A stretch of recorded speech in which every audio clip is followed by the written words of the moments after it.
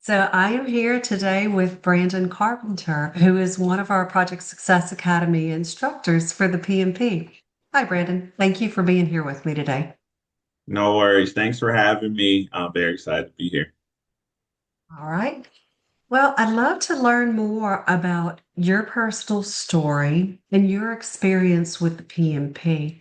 So, can we walk it back a bit and you tell me what inspired when you first heard about project management and what got you to the point where you were inspired to pursue the PMP? I was in service, Air Force for about 13 years, and I transitioned out of service after that around 2020. And I knew about the PMP while I was in service because I had the opportunity to get certifications such as the Lean Six Sigma Green Belt. And it talks towards like lean processing, but also alludes to it in the bigger scope of things, project management. So that started the itch of, what's a little bit more about this project management? But a lot of times I was more focused on what I was doing currently at work versus, hey, pursuing this PMP. And it didn't really resurface itself to me until I left out of service and I was like, hey, what certifications would align with what I enjoy doing? And the project management leaned back into the forefront because that was something that I had interest in service, but just didn't pursue because whether it be time or my focus at the moment. So I looked a little bit more into PMI and what the PMP offers, and along with the description of what it is a typical PM does. I said, hey, this is something that we've been doing while we've been in service this whole time. And so Right. that's how my journey, the itch happened. And then the resurface was once I was out of service and trying to align myself with, honestly, at the end of the day, it was how do I pursue a career that I would love? And the Right. project management certification was enabler of that pursuit. It makes me curious. So there's so many different pieces and parts to project management from like risk, stakeholder engagement, communications, the metrics. So, what were some of the big pieces that were kind of like your passion that you really wanted to lean into of those different buckets of project management? Right. I think the biggest for me was um, I, the word that comes to me is being an enabler. I enjoyed the touch points that I had with people, understanding what some of the constraints were with the certain situation, and I love puzzles, so I was always the type of person to, okay, how can we figure this out? How can we pick the missing piece? How could we create the missing piece if it isn't already created?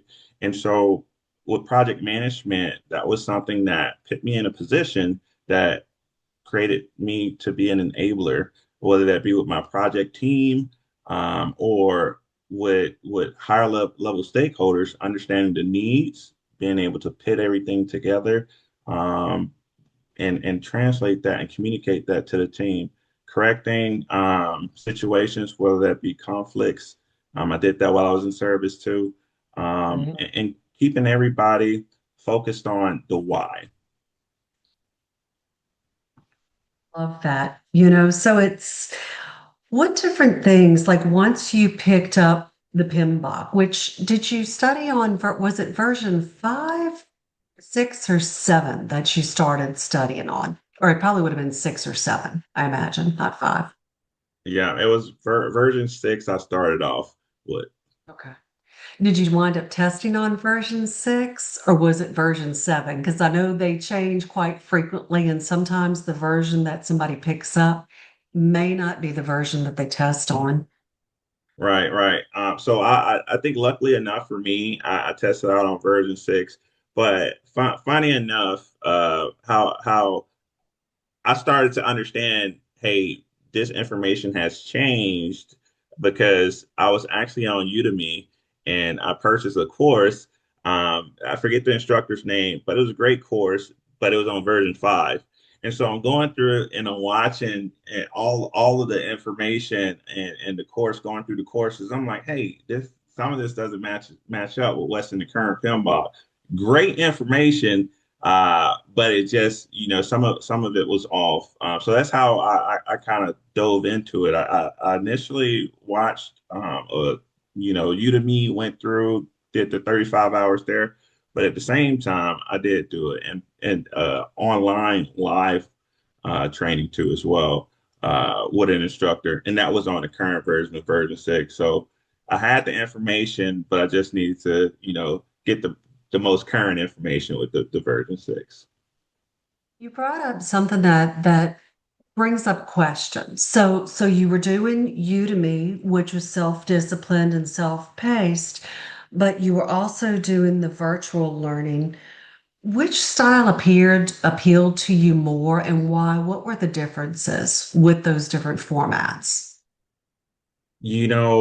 A great question, Tanya. I think both are unique, and depends on where you're at in the process is when you'll need it, in my opinion.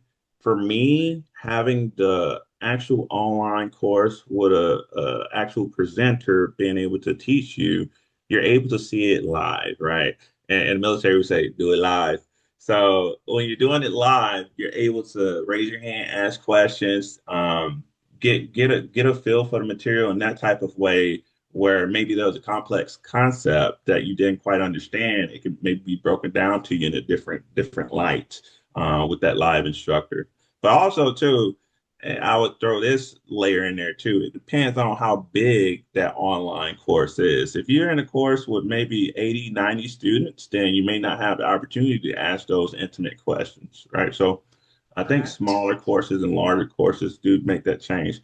But with Udemy, when I was going through that on-demand course, what was a positive about that is I could press pause, you know. Um, Exactly. Yeah. I can definitely see both the pros and cons, and I mean, I've given a lot of thought to that as well because I've studied in different styles as well. So I think what you said, it kind of meets you where you're at.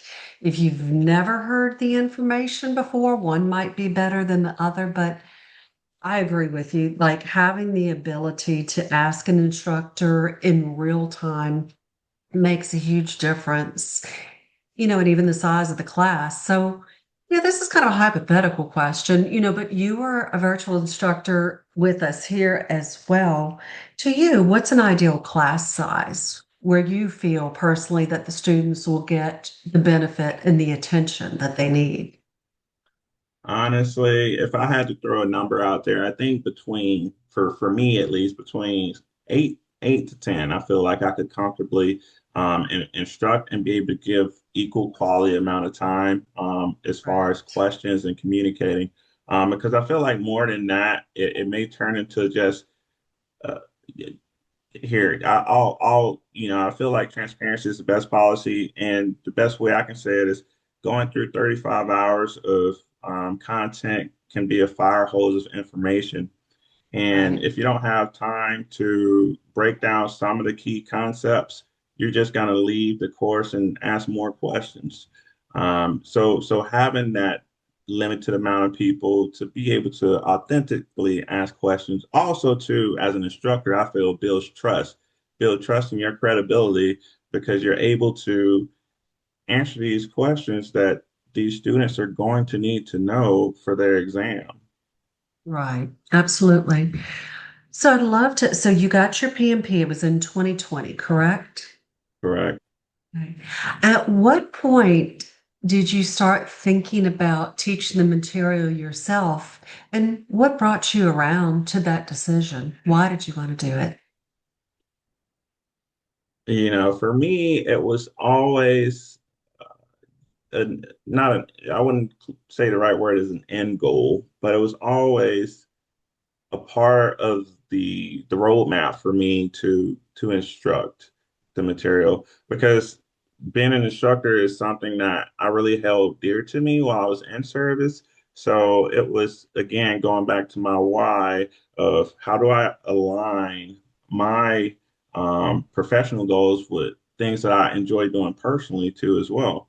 And so my professional goal was to be a project manager, to grow in the field, be knowledgeable, whether that be with the, a practical along with the, knowledge side of the content too as well, but also to my personal goal of helping people, and helping people for me is being able to teach.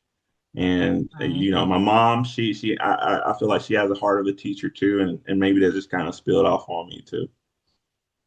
I love that. I mean, and just even the giving back service and helping people and inspiring people, I think is important. So tell me a little bit about your teaching style. If you were to describe yourself to your ideal student, what would you say sets you apart as a teacher?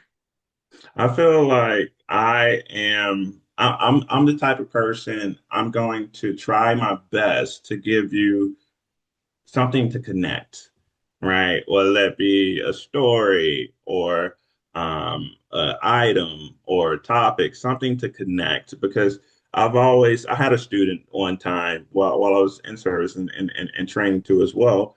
And we do annual training, and annual training sometimes is on the same topic, but for a refresher, for certifications and things like that. So this individual got taught this material 20 plus times before, but when I taught it to him, with my style was breaking it down to the lowest common denominator to simplified facts. And so he came back to me and said, "Hey, at the time it was Sergeant Carp. So it was like, Sergeant Carp, you taught this class. I've been through it 20 times, but this is the first time I actually learned." So that's what stuck with me with the philosophy of what I try to bring to my instructions. There's a lot of theory, there's a lot of information, and we fire hose it to you and then say go off and self-study. Um, Yeah. but while you're with me in this time, I want to be able to focus on these hard concepts that are commonly known to be difficult and break this down to you in a way that you can go back and teach somebody else. Right. Right. Let me ask, just for you, when you were studying the material, and personally, it's going to be different for everybody. What were two of the toughest parts of the PMP material that just really got you? Oh, so for me, I think the toughest part of the process of PMP was mentally preparing myself to sit for the better part of 3 hours for an Yes. exam. You know, for me, studying the content, making a plan, and things like that wasn't a big issue. But I'm a type of person, I like to get up and move. So that's another part of the process, being mentally prepared to sit for that exam. Because you could have the knowledge, but if you're the type of person like me, kind of where you have a hard time focusing, you have to just prepare yourself mentally to be prepared to sit for X amount of time and really take focused time on particular questions, because it's also a part of how the questions are framed too as well. Correct. So tell me a little bit more in your experience about how the questions are framed. And this will be kind of a clue to future students for what to expect. So how the questions are framed when it comes to the PMP material, you're going to have different type of questions, but most commonly you'll see that the questions are going to fall back to a key PMP concept. So, um, depends on what part. Let's say, for example, we're talking just waterfall process. There's key differences between a waterfall or an agile project. If you see something within the question that talks about the increments or the sprint cycles, then you're probably leaning more on an agile process or a hybrid process. So looking for keywords is a big thing. And then also too, you're going to have these multiple choice questions. And those multiple choice questions could be very similar sometimes. And it can and it's led that way to kind of lead you to choose that question that looks like it's right, but a big focus you want to focus in on is those questions that are most likely right. You always want to think in a servant leader position. So you were talking a little bit about the importance of simulating the exam, you know, and from a time spectrum. Tell me about how important it is for students to take plenty of different mock exams before actually entering into the real exam scenario. What's your thoughts on that? I think it's going to be very important for students to take mock exams. Being the major reason being that you're going to be able to get a feel for what you're going to be going into, right, for that PMP exam. There's a lot of different avenues of how you can take mock exams. PMI Study Hall has options, or if a lot of times if you work with a certified PMP provider, ATP, you're able to, most times they offer mock exams too. And this information will be the most latest way of PMI's framing of questions. And for that reason, it's to prepare you for the exam. So being able to take as many exams as you can that you're open to taking will just give you more ways to look at questions when you go and sit for the exam. You're gonna feel like you've seen the whole gambit, the whole spectrum, and it builds more confidence when you go sit for the exam. Um, I also try to suggest that you you know not always take it and just major chunks. Take, throughout the course of a week, let's say, okay, these 3 days, I'm just gonna take these 25 questions here, 25 questions here on this day. So you're not doing it all at once because burnout is real too. Um, Right. and you just want to make sure you're reinforcing yourself too with the knowledge that what the knowledge that you're gaining. So if you're answering those questions, a lot of times where you have wrong answers that you can go back and study.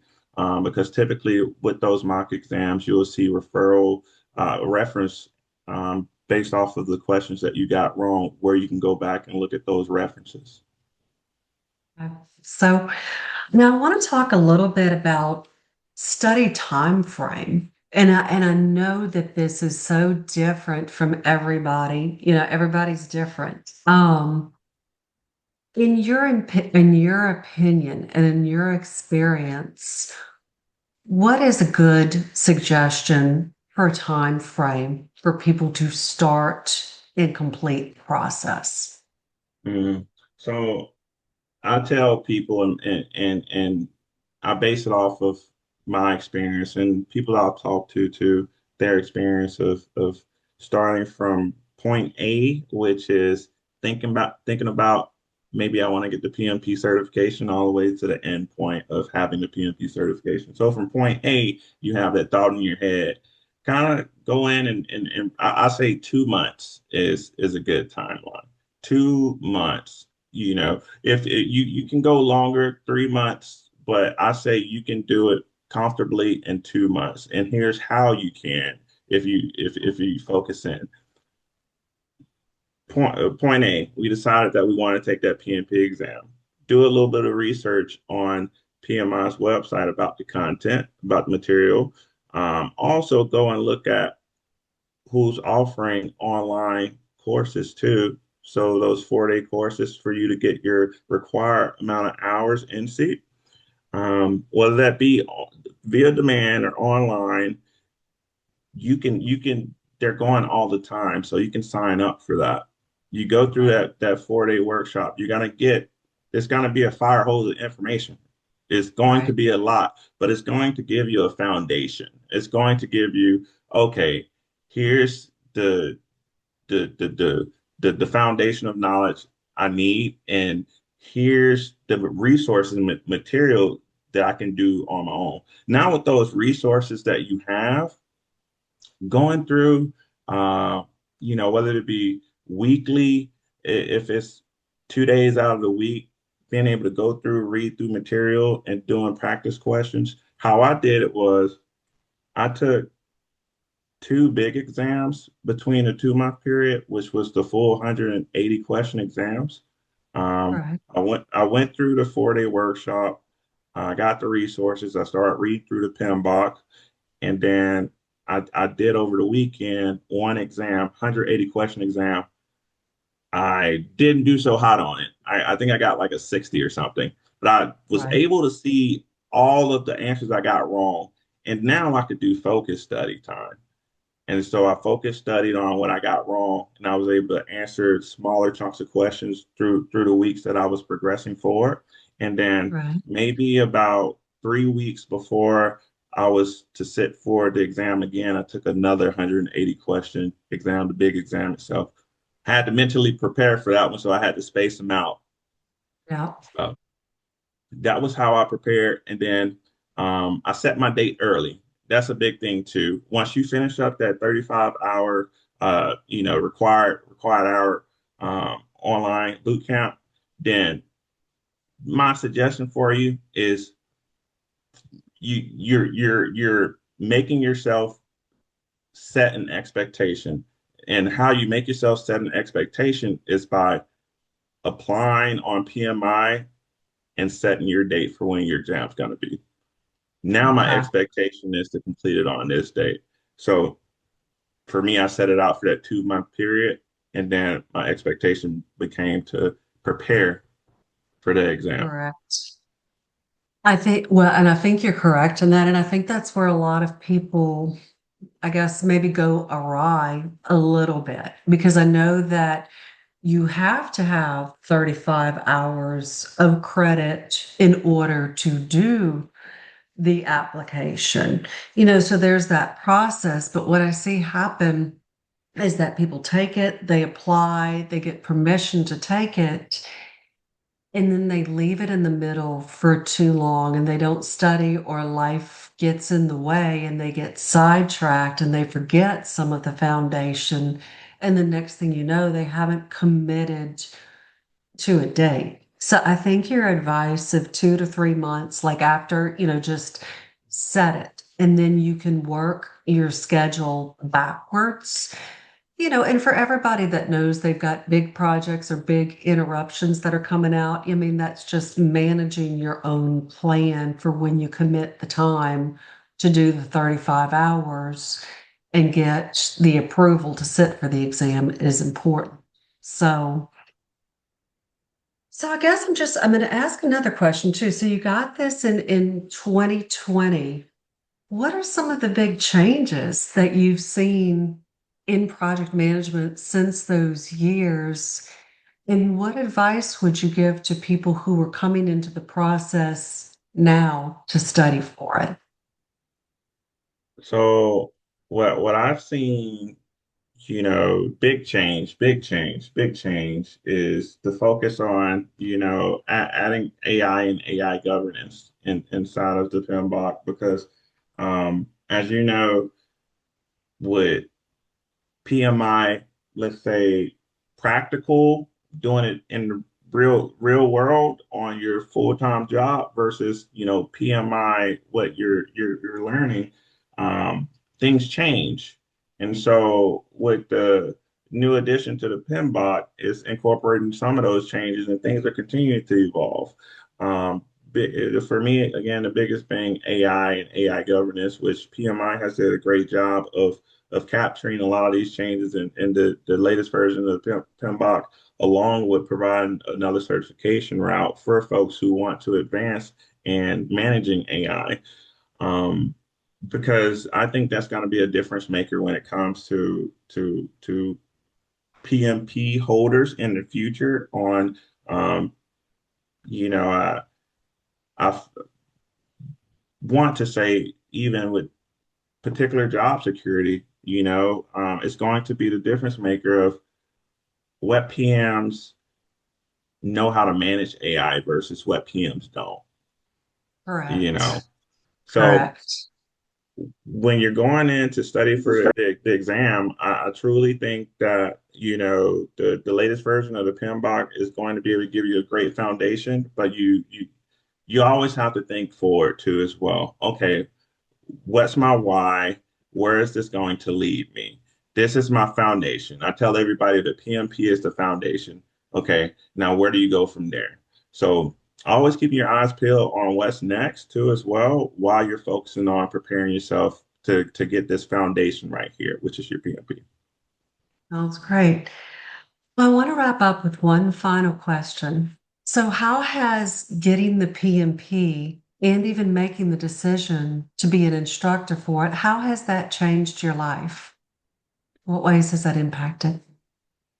So for me, getting the PMP and also to being having the opportunity with PSA to be an instructor has opened opportunities for me professionally, being able to go out and some peers and some organizations reaching out to me to speak to their transitioning service members and having the opportunity to be a part of panels and tell them a little bit about me, where I come from, and my experiences, and all with the ultimate goal to be able to give back, Right. and also to opportunities such as working with my coworkers and peers, with their aspirations too of becoming a PMP instructor one day, or being able to give the latest material out to folks based off of my prep me preparing for a course, because I have to prepare for a course. I have to make sure I know the most current information. So with that being said, then I'm able to feed my coworkers the most current, most recent information too. Thank you for sharing that. I think that that can be an inspiration, especially when we lead by example. It's something that can inspire other people's curiosity to at least start asking the questions of, how did you do this? How did you get here? So, but I wanted to say thank you, Brandon, for your time today. I appreciate all the time that you spent. And do you have any last words for people preparing? Um, Always keep your why on the wall, and I say that just theoretically, but knowing what your why, you can always fall back on it when things get hard, things get challenging, you have other competing priorities. You started this role for a reason, and in most people cases, it isn't cheap, Right. so you have to stay the course, and staying the course is knowing where's the why. Thank you. I appreciate it. So